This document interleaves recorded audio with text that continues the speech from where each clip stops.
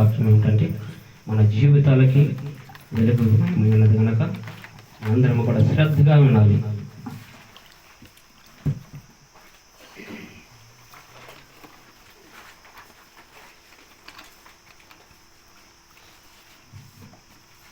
దేవునికి మహిమ కలుగును గాక. ఈ సర్వోన్నతమైన స్థలములో దేవుని కృప ఇక్కడ ఉన్నది. దయచేసి కొద్ది నిమిషాలు దేవుని వాక్యాన్ని జ్ఞానించుకున్న పిల్లవాడి దీని బిడ్డలారా, మన సహోదరుడైన సాలం గారు పాడిన పాట చాలా బాగుంది. దాంట్లో ఎంత విలువైన మాట ఉంది. నీ కృప నాకు చాలునయ్యా. కృప అనగా వెలికట్టలేనిది. అలా ప్రమాదంలో ఉన్నాం కదా, ఆ ప్రమాదం నుంచి కాపాడిన దేవుడు అంటే మన దేవుడు, మన యేసయ్య. మన కృప అది ఆయన కృప. ఆకలితో అలమటిస్తున్నావు కదా, అప్పుడు దేవుడు నీకు ఆహారం దయచేశాడు కదా, అది దేవుడు కృప. కుటుంబంలో సమాధానం ఎన్నుకుని ఉన్నప్పుడు సమాధానపరిచిన దేవుడు, అది దేవుని కృప. ఆయన కృప అంతే విలువైనది, అంతే మహమార్థమైనది. కాబట్టి వాక్య లేఖనాలకి వెళ్తాము. కొద్ది నిమిషాలు వాక్యాన్ని జ్ఞానించుకున్నాం పిల్లమడిని బిడ్డలారా.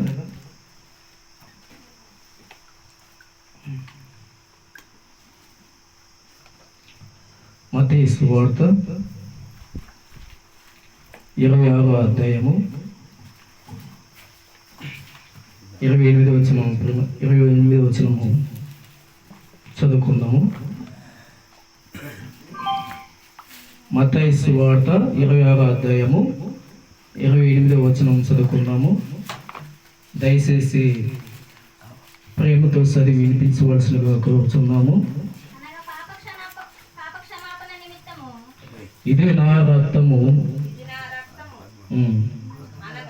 అనగా పాప క్షమాపణము నిమిత్తము అనేకుల కొరకు సింధింపబడుచున్న నిబంధన రక్తము. దేవుడికి స్తోత్రములు కలుగును గాక. ప్రార్థన చేసుకుందాం. తలలో ఉంచినట్లయితే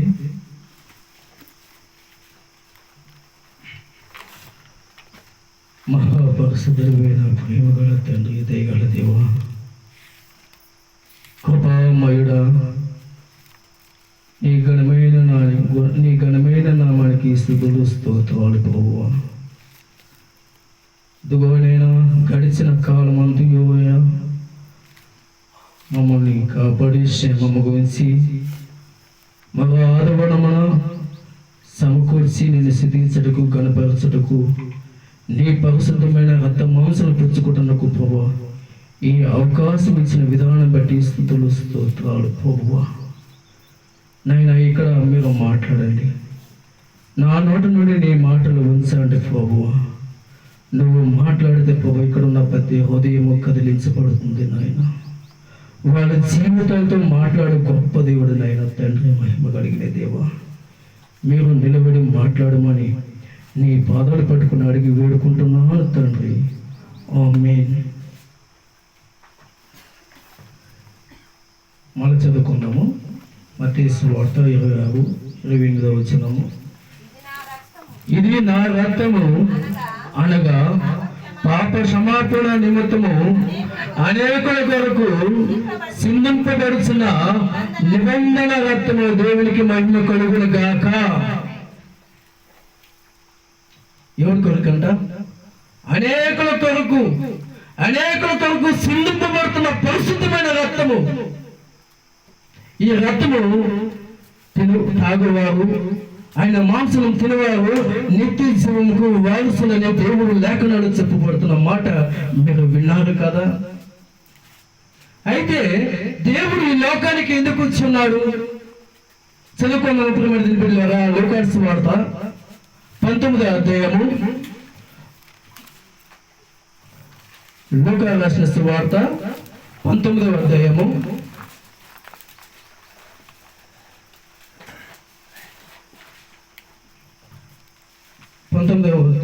10వ చదవండి. నశించిన దాన్ని వెలుగు రక్షించుటకు మనిషి కుమారుడు వచ్చుడని అతను చెప్పును. నశించిన దానిని వెలుగు రక్షించుటకు మనిషి కుమారుడు వచ్చినని అతనితో చెప్పిన పిరమిడ్ దిండులాగా ఇప్పుడు నశించబోతున్న మనల్ని రక్షించుటకు పరమనుడి దిగి వచ్చిన పరిశుద్ధుడు మహిమ కలిగిన తండ్రి 100 గొర్రెల గొర్రె తప్పిపోయింది పిరమిడ్ దిండులాగా. ఆ తప్పిపోయిన గొర్రె ఎవరంటే ఇస్రాయేలు యూదా. ఇస్రాయేలు యూదా ఏం చేశాడు? ధనాపేక్ష కలిగి ఉన్నాడు పిరమిడ్ బిడ్డలాగా. యేసును అప్పగించి ఉన్నాడు. మరి నువ్వు మరి నేను ఏ విషయంలో యేసుని అప్పగిస్తున్నామో ఆలోచించండి. యూదా అయితే ధనాపేక్ష వల్ల యేసుని అప్పగించి ఉన్నాడు. మరి నీవేం చేస్తున్నావు? నువ్వు యేసుని దేవుని అప్పగించబడుతున్నావు. ఆలోచించండి పిరమిడ్ బిడ్డలాగా. ఏ పాపము వల్ల మద్యమును సేవించి పాపము దేవుని అప్పగిస్తున్నావా? వ్యభిచారం చేసి దేవుని అప్పగిస్తున్నావా? దొంగతనం చేసి దేవుని అప్పగిస్తున్నావా? పాపం చేసి దేవుని అప్పగిస్తున్నావా? నువ్వు ఏ స్థితిలో ఉన్నావో దేవుడు ఒకే మాట అంటున్నాడు, నేను కనికరమునే కోరుచున్నాను. ఏం కోరుతున్నానంట? కనికరమునే కోరుచున్నాను, బలని కోరలేదు. ఈ దినమున విలువైన దినమున ఈ బలలో పాల్గొంటున్న మనము బల అంటే ఆసమాస కలిగిందా? కాదు. ఆయన పరిశుద్ధమైన రక్తమును పుచ్చుకున్న సమయము, ఆయన పరిశుద్ధమైన శరీరమును పుచ్చుకున్న సమయం ఇది. మన చేసిన పాపమును ఒప్పుకునే సమయము. గడిచిన నెల నుంచి మనం చేసిన అతిక్రమలు, మనం చేసిన పాపములు, మనం చేసిన అపరాధములు ఒప్పుకునే సమయము ఈ సమయము.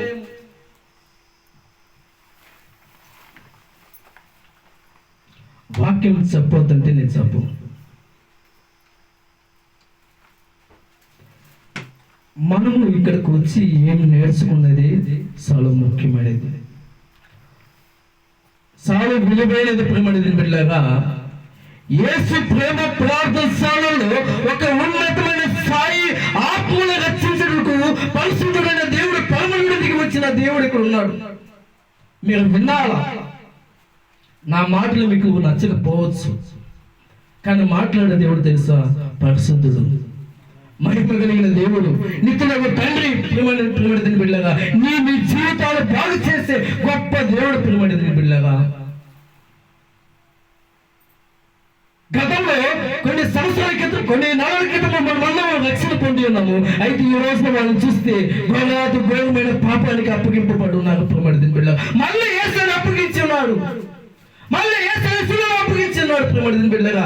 యేసయ్య లేఖనాల్లో చెప్పబడుతున్న మాట ఏంటంటే, పరిశుద్ధ లేఖనముల నుండి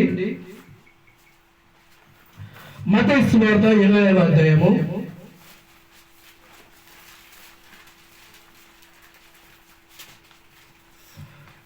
24వ వచనం చదువుకోవాలి ప్రేమడి బిడ్డగా.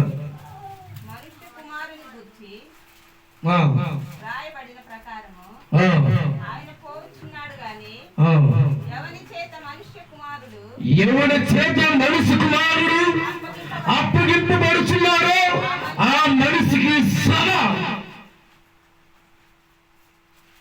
శ్రమను కొని తెచ్చుకుంటావా? మళ్ళీ యేసుని అప్పగిస్తావా? మనం మళ్ళీ యేసుని అప్పగించాలి సేవలో. మళ్ళీ ఎందుకు మనం మళ్ళీ రక్షణ పొంది ఆయన రక్షణ భాగ్యం వచ్చి ఆయన రక్తము మాంసం మనం తింటున్న మనము మళ్ళీ ఎందుకు మనం పాపం చేస్తున్నాము? ఏ అధికారం వల్ల నువ్వు పాపం చేస్తున్నావు? నువ్వు దేవుని చేత అప్పగింపబడిన వారివి. పాపం చేయడానికి నీకు అధికారం లేదు, లేఖనాలు చెప్పబడుతుంది.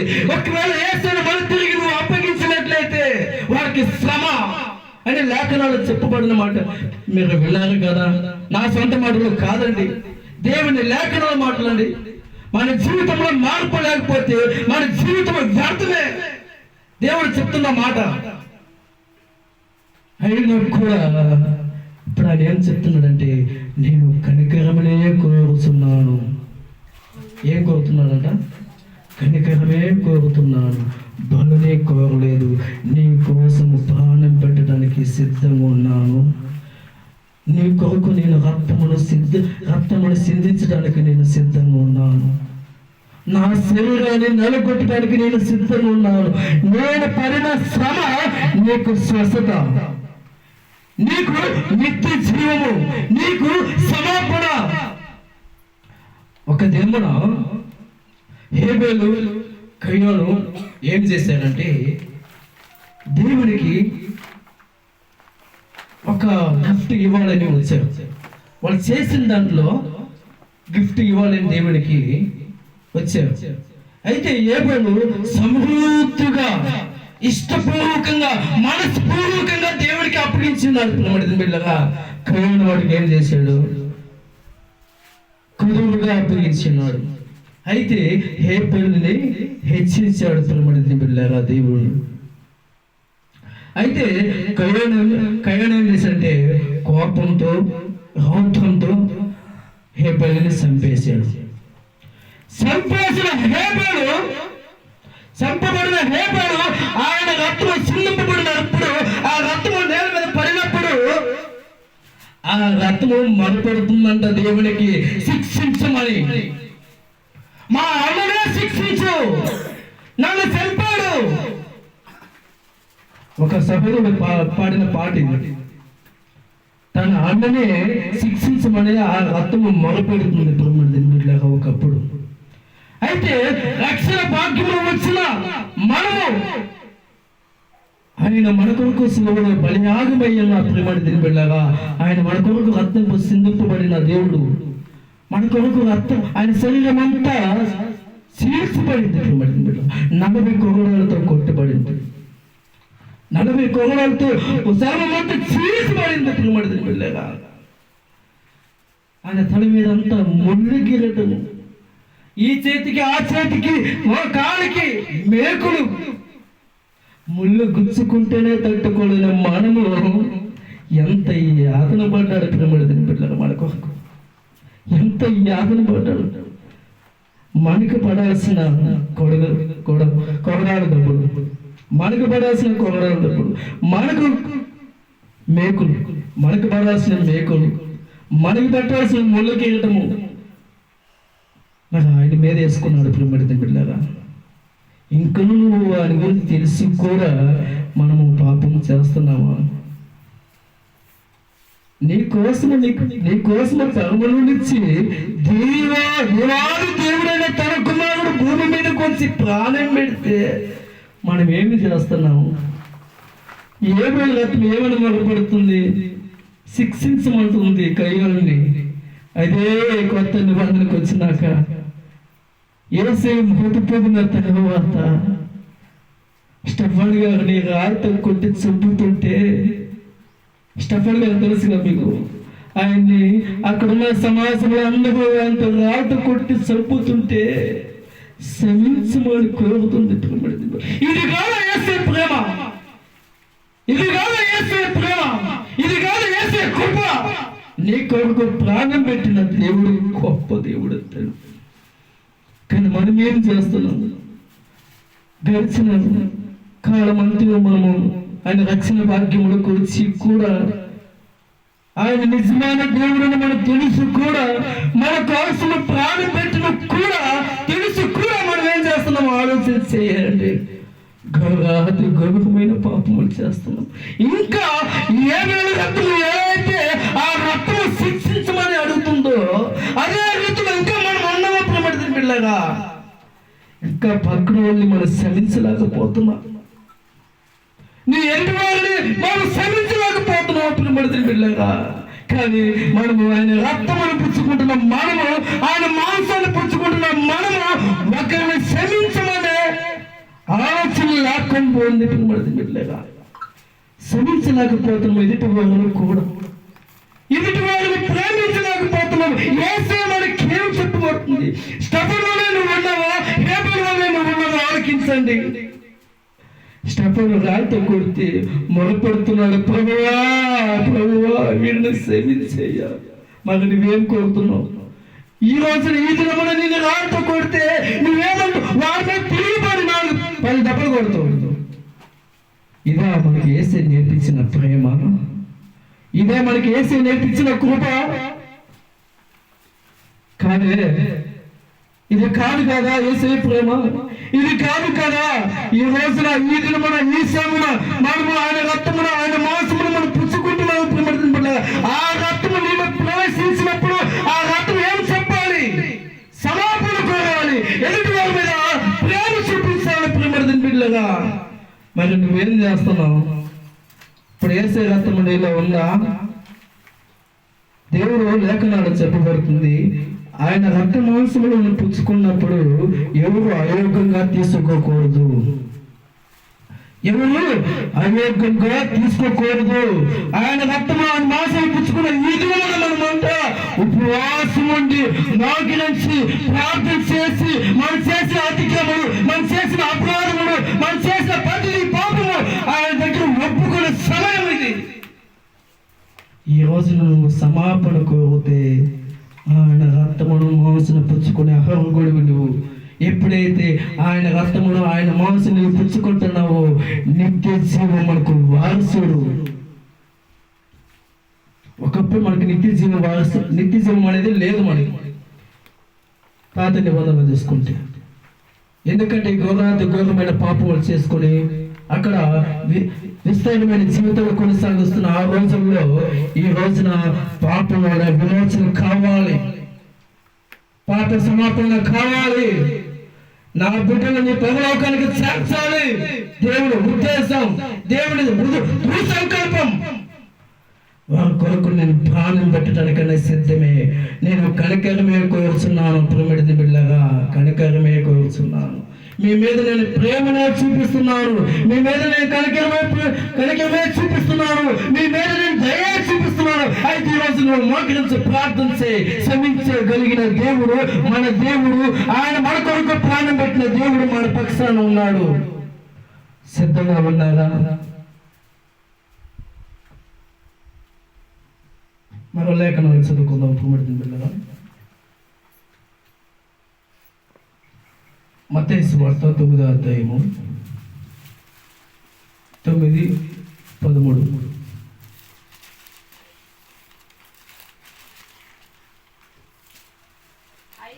అయితే నేను పాపులను పిలువవచ్చితని కానీ నీతిమంతులను పిలువ రాలేదు కనుక కనికరమనే కోరుచున్నాను, కానీ బలిని కోరును అని వాక్య భావం ఏమిటో మీరు వెళ్ళి నేర్చుకోనండి అని దేవుడు లేఖనాల ద్వారా మనకు చెప్తున్నాడు. ప్రేమడుతున్న బిడ్డలారా, తప్పిపోయిన ఇస్రాయేలు యూదా ధనాపేక్ష కలిగి యేసుని అప్పగించున్నాడు. మనము ఏమి చేసి యేసు అప్పగిస్తున్నాం ఒక్కసారి జ్ఞాపకం చేసుకోండి, ఒక్కసారి ఆలోచన చేయండి. ఒక్కవేళ మళ్ళీ యేసుని మనం సమాపణ కోరి ఈ రోజున ఎదురుమన మనం సమాపణ కోరుకుంటాం కదా, కోరుకున్న తర్వాత మళ్ళీ తిరిగి మనం పాపం చేస్తే ఖచ్చితంగా సిలువలో అప్పగించిన వారమే ఉంటాము. దేవుడు లేఖనాలు కూడా స్పష్టంగా చెప్పబడుతున్న మాట ఏంటంటే, ఎవరైనా యేసుని అప్పగించేవాడు ఉన్నారో వారికి శ్రమని లేఖనాలు చెప్పబడుతుంది. ప్రేమడి బిడ్డగా నీ కుటుంబంలో ఆశీర్వాదం ఉండాలి, నీ కుటుంబంలో దీవెన ఉండాలి, నీ కుటుంబంలో సంతోషం కలగాలి, నీ కుటుంబంలో సమాధానం కలిగి ఉండాలంటే ఈ రోజున ప్రభు దగ్గర మోకరించి ప్రార్థన చేయవారుగా ఉండాలని దేవుడు లేఖనాలు స్పష్టంగా తెలియజేయబడుతుంది. నీ ప్రార్థనలో బలమున్నది. ప్రేమడి బిడ్డలారా, దేవుడు చూడకపోవచ్చు, దేవుడితో మాట్లాడకపోవచ్చు, కానీ నువ్వు మోకరించి ప్రార్థన చేస్తే పరమను దిగి వచ్చిన దేవుడు నీతోనే ఉంటాడు. తన దేవుడితో కాపుదలు పోస్తాడు.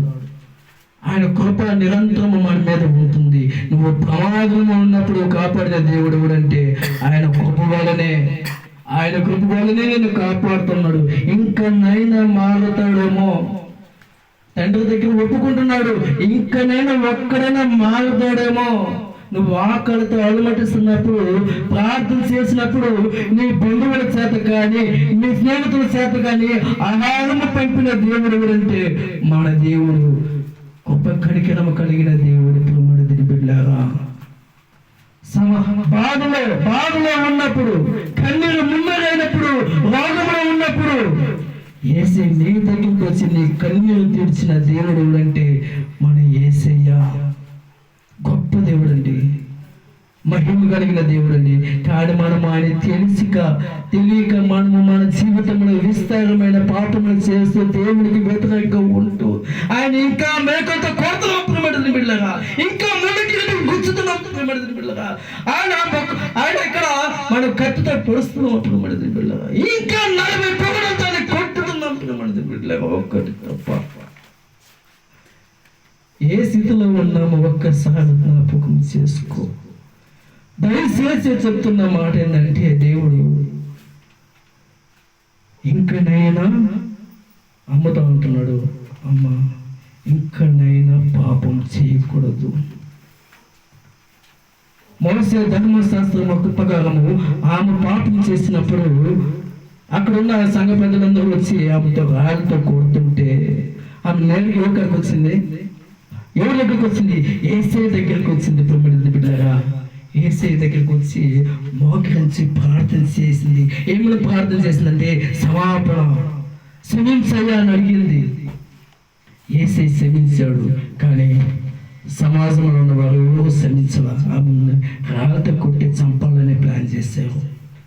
ఈరోజు మనము కూడా యేసయ్య దగ్గరికి వస్తే క్షమించగలిగిన గొప్ప దేవుడు మన దేవుడు. ప్రియమైన బిడ్డలారా, కాబట్టి ఈ బలాలు మనం పాల్గొంటున్నాము. కాబట్టి ప్రతి ఒక్కరూ వ్యర్థం చేయొద్దు, ఎవరు అయోగ్యంగా తీసుకోకూడదు. అని పరిశుద్ధమైన రక్తము ఇది.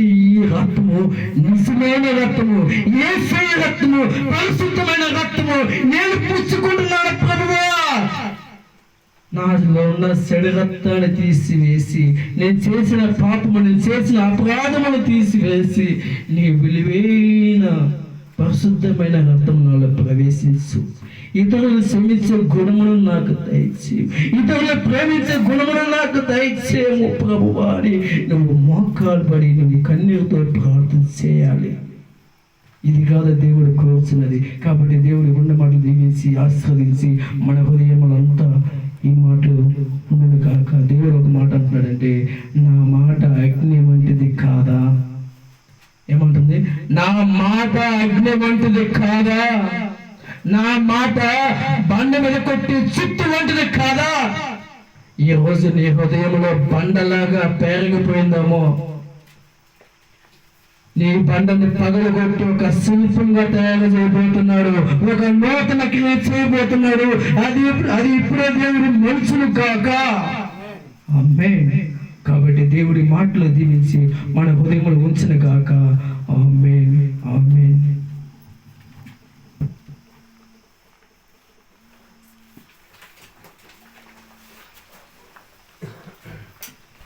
దేవుని పరిశుద్ధ నామానికి మహిమ ఘనత ప్రభావం కలుగును గాక, ఆయనకే చెల్లును గాక.